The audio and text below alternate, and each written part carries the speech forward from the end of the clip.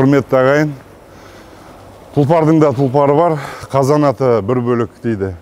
Міне осындай тұлпарларды менің жақын досым, белгілі кәсіпкер, бизнесмен Айбек Барысов өндіріп жатыр.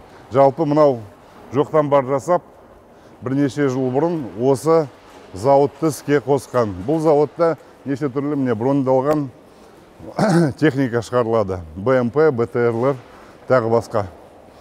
Сондықтан менің ойымша, тек қана сөзбен емес, ісімен дәлелдеп жүрген азаматтар біздің болашақ мәжілісімізде отыруға лайық.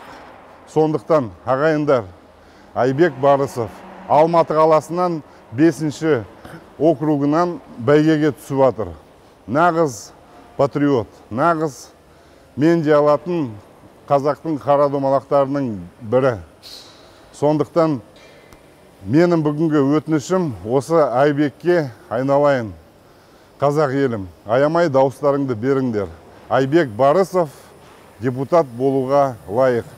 Неше түрлі қошеметке лайық. Өйткені бұл кісінің жасап атқан тірлігі Айбектің біздің қауіпсіздігімізға, біздің ертең басымызға күн түсіп, жау шапса, міне осындай қорғанатын көліктерді шығарып жатыр. Біздің әскерилердің жанын сақтап қалатын мықты бүкілі осы әлемдегі ең керемет деген брондалған машиналардың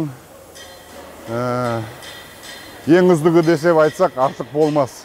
Сондықтан нағыз патриот Айбек Барысовқа дауыстарыңызды беріңіздер. Алматы қаласы 5-ші округ.